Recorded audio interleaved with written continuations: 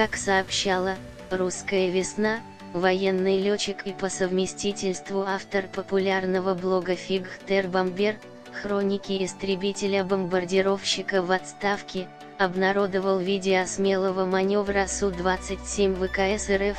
Наш самолет жестко отогнал американский истребитель F-15 от российского правительственного борта.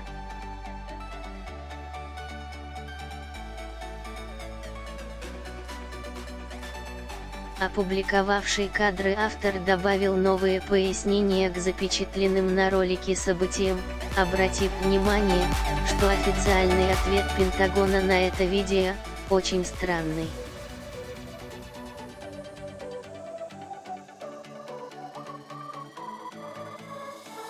Они, по всей видимости, реально не понимают, как и многие наши диванные эксперты и авторы телеграм-каналов с образованием парикмахеров, за что и почему выхватил этот несчастный летчик УСАФ, ВВС США, Прим.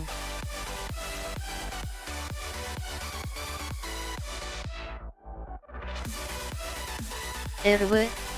Но где оперативные парикмахеры в Адидасах, а где Пентагон? Это же разные уровни. Удивляется отставник и поясняет, как таковой, четко установленной дистанции нет.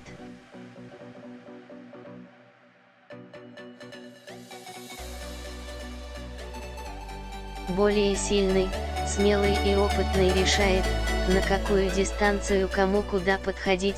Примерно 200 метров, норм.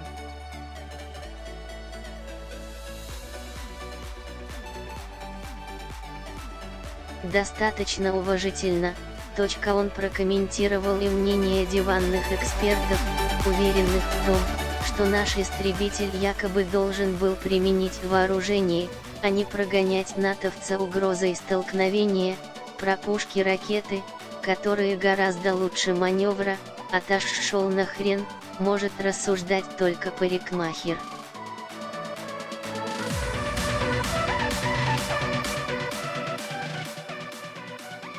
В данных обстоятельствах этот маневр единственно возможен и единственно эффективен.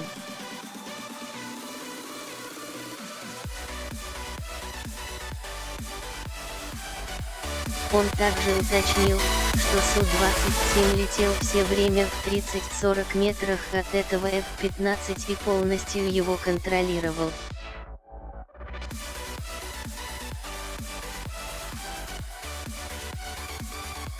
Летчик сделал все правильно, на высочайшем уровне профессионализма, четко и красиво, подытожил автор, хроник истребителя-бомбардировщика в отставке.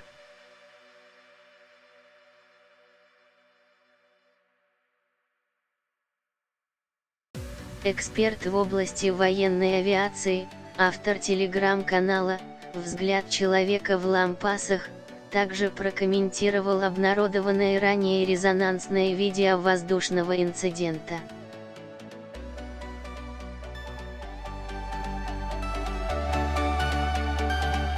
И еще немного новостей по поводу нашумевшего видео, навала, российского Су-27 на натовский F-15.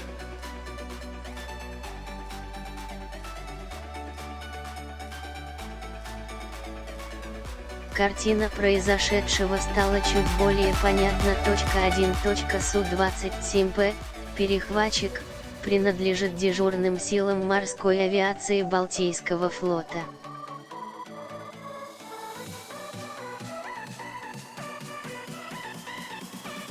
F-15 принадлежит 493-й истребительной эскадрилье ВВС США, которая время от времени базируется в Литве в рамках так называемой «воздушной полиции» НАТО, работающей в Прибалтике.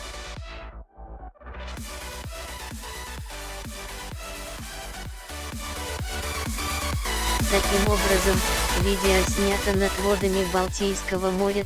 Вот только дата этой истории пока не ясна.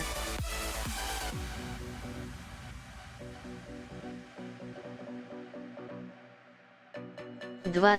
Летчик Су-27 подействует не по собственной инициативе, он исполняет прямой приказ, инструкцию, указание вышестоящего руководства.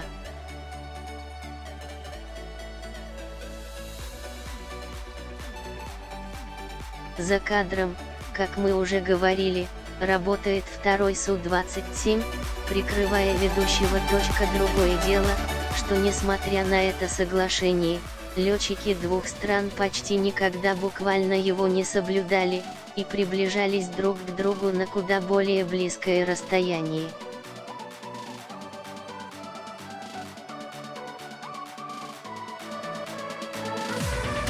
О чем это все нам говорит? Люди, которые рулят сегодня Западным военным округом, считают такие действия не только допустимыми, но даже необходимыми.